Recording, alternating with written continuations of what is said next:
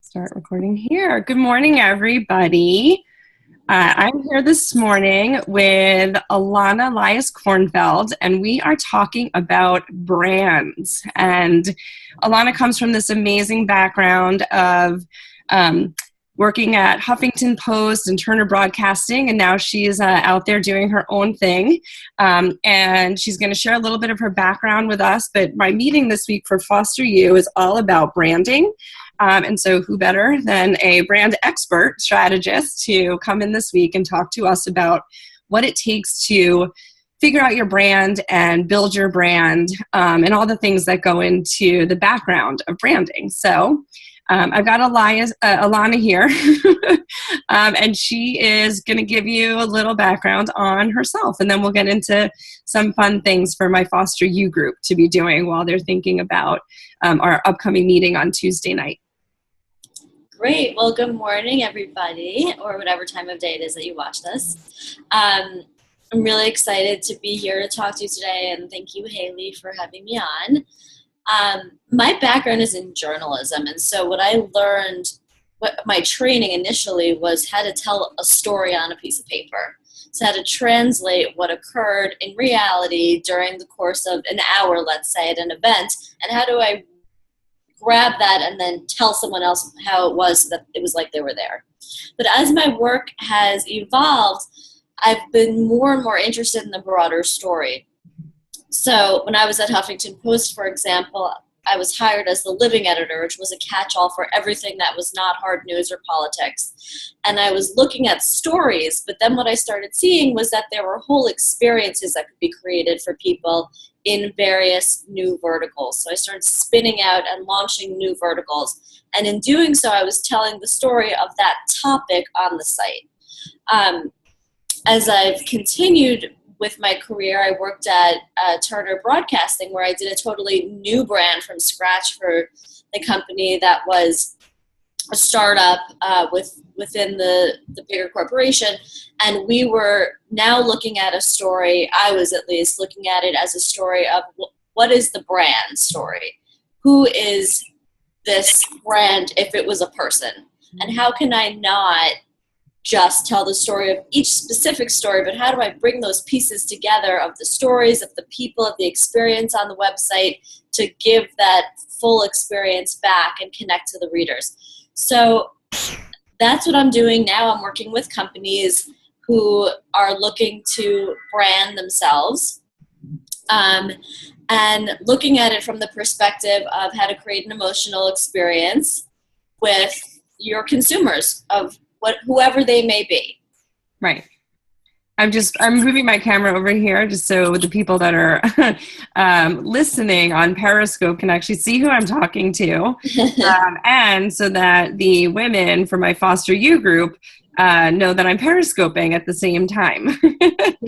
So I'm very impressed. ringing and interrupting in the background. So I just wanted everyone to see you. There you are. Hi. Hi. So I flipped it back around. So great. So, talk a little bit about some of the things that just inspire you about different brands.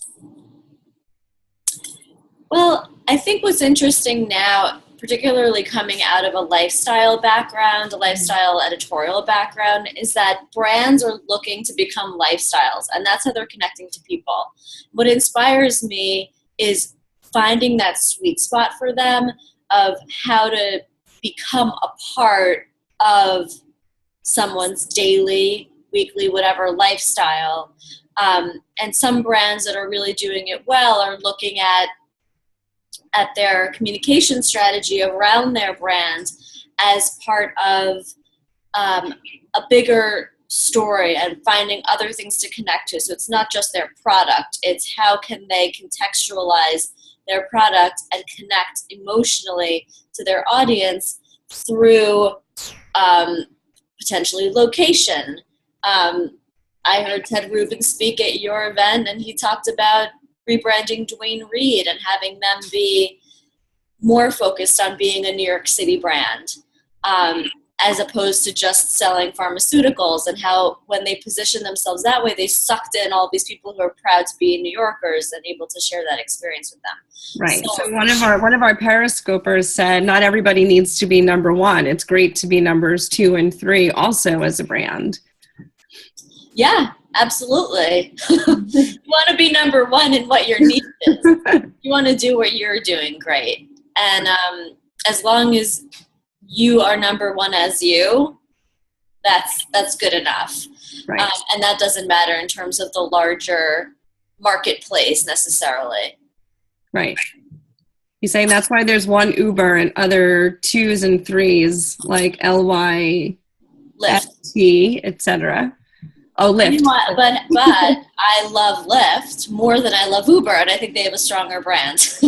Well, it's funny, it's like there's so many brands out there that were second to market, and they happen to be more popular than those that were first to market. You can learn a lot about those people that go to market first, Yeah. and if you're coming in right behind them, you learn from their mistakes. Uber obviously has made a lot of mistakes that have been publicly put out there over the last couple of years, but, and then Lyft comes in and they know exactly what they shouldn't do. Look at JetBlue, who put themselves out there so recently, and they're one of the best airlines that are out there because they learned from everyone else's mistakes over however many years, as to like what's right and what's wrong. And, some of the things that are really frustrating. Listen, JetBlue makes plenty of mistakes also, but I think for the most part, they've done a great job. Yeah, no, I totally agree. So when a lot of my women that are part of the FosterU group are coming in, and some don't have brand names, some don't even have, any clue as to what brand identities they're going to be putting together. So what is your recommendation for people that are just getting out there and starting a business and launching it, and they're getting ready to build their brand? What are some of the things that they can be thinking about? Thanks for the hearts. So, first of all, you want to get super clear on what your brand is. And so I'm going to give you an exercise. I'd love for you to come prepared on Tuesday so we can talk about it. It's a simple branding exercise, but it's creating your persona. So if your brand, if your company was a person, why would you want to hang out with them? And right. Why would you go to them? Would you go to them for advice? Would you go to them because they know the hottest thing before you do? Are they like sort of hacking a specific area? Like, are they the one who always knows that lemons are going to clean your apartment cleaner than any of the green products out on the market? And are you going to them because they have kind of a quirky sense of humor and what they do with their life? So I want you to think about why people will come to your brand, and if they were a part of your circle of friends, what role would they have?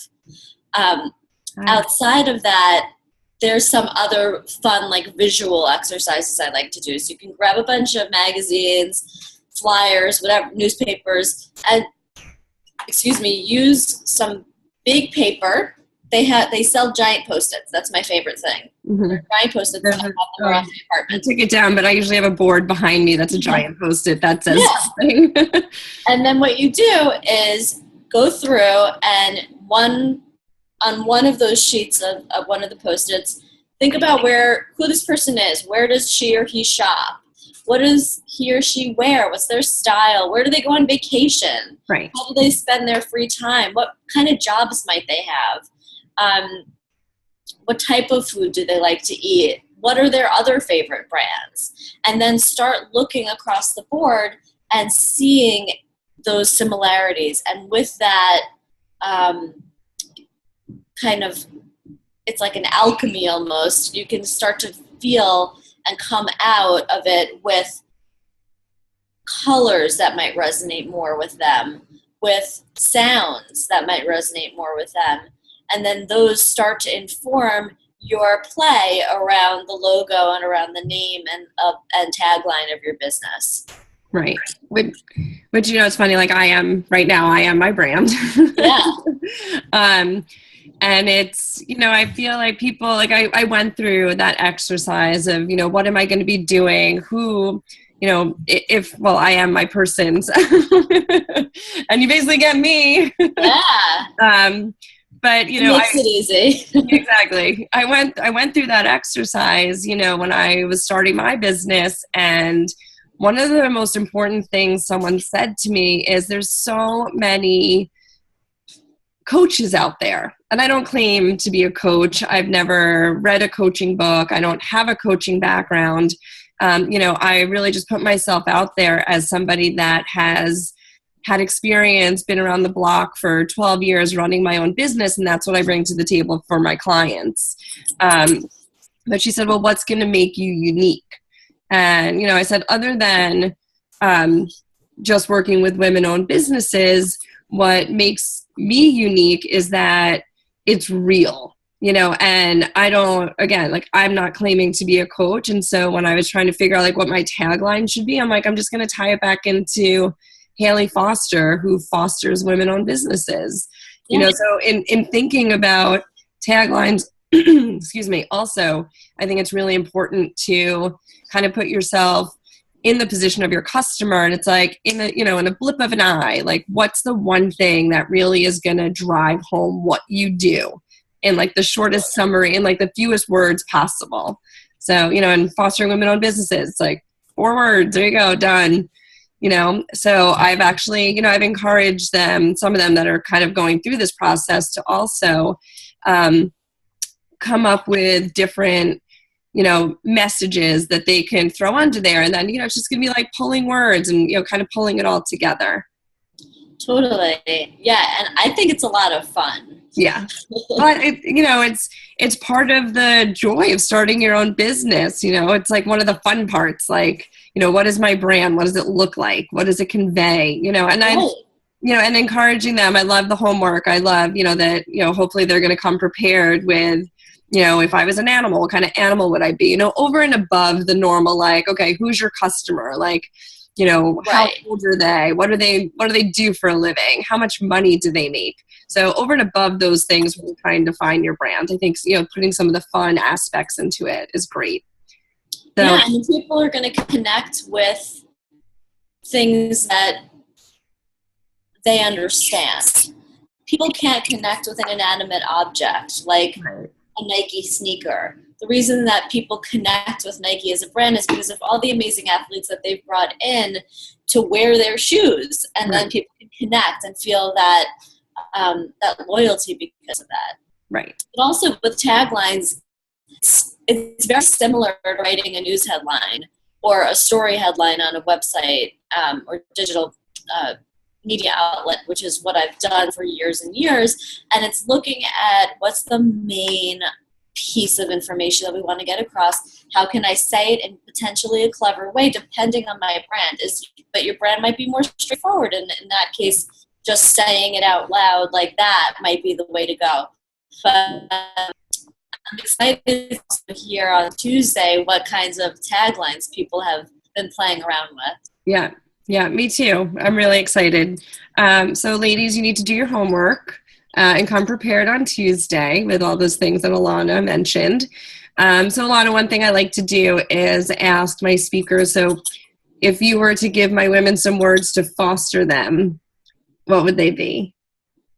I should have prepared you for this one. Question, I'm not prepared. Words to foster others. Think about it, these women are just starting out. They're just starting their own businesses. I give them. Here's the thing. Yeah. It's all fine. You're going to be learning a lot. There's so much. It's so overwhelming. I've worked with print journalists who are learning about the web. And they're like, oh my God, do I have to go on every social media outlet? It's like, no, go one step at a time, do what you're doing, do it well.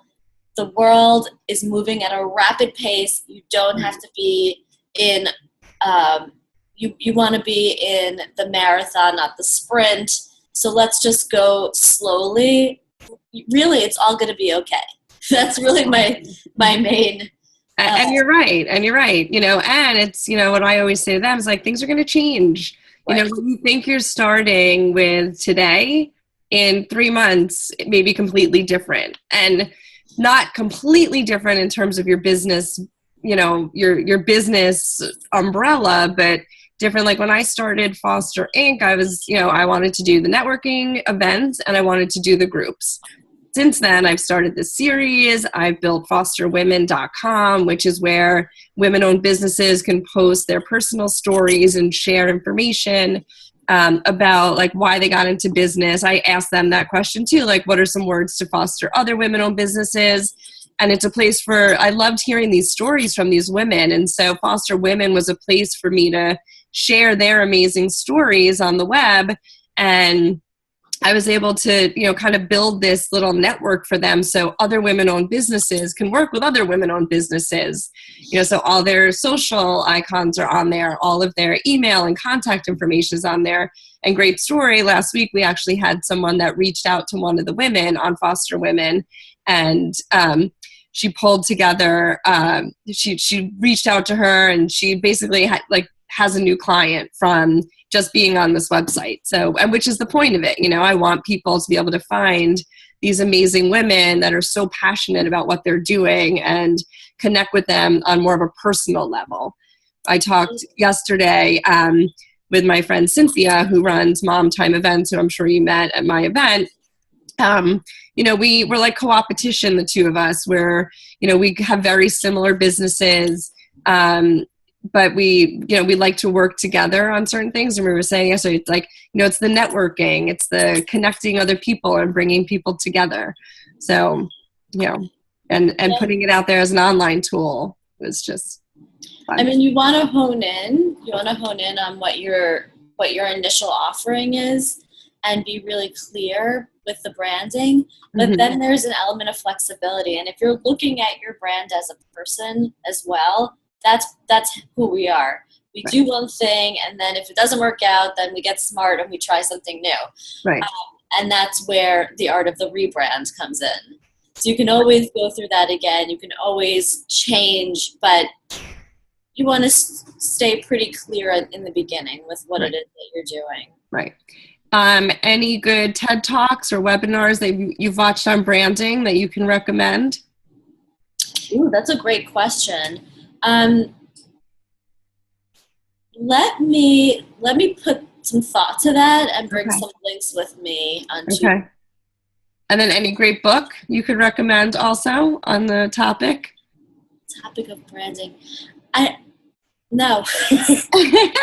No, I feel like all my work has come out of real-time interaction and I don't know that I've ever sat down and read a branding book, but I know that there are amazing books. And the one that I would say has been the most impactful for me in understanding my work and my career and my personal brand of who I am is definitely Marcus Buckingham's book on finding your strengths. Okay. He has an incredible tool that's, I think, $15 online. You can do a test or an assessment of what's your strength. So it will break it down for you what your primary strength is and what your secondary strength is. So some people might have a primary pioneer, and they might be the ones who are like, oh, that's why I'm like interested in creating the next best thing. Right. Second, I love that. it might be teacher. Right. But it's really helpful, and it gives you a lot of language in order to talk about yourself to potential clients or customers, so in a way that helps you understand. And then also to backfill. So when you know what you're good at, you also know what you're not good at. And then you hire smartly to fill in the gaps. Right. Awesome. All right, great. So I'm super excited about Tuesday. When you get here, maybe we'll do a little Periscope together. Yeah. But yeah, this was great. Thank you so much. Thank you. And I'm excited to meet everybody. I know, it's going to be a great session. Really excited. So we will see you on Tuesday. Okay. I'm going to turn off my scope, and I'm going to block the person that was a complete pig the entire time I was trying not to get distracted. But so stop broadcast. Okay, and I'm going to pause the recording here. Bye, girls. I'll see you on Tuesday night. Bye.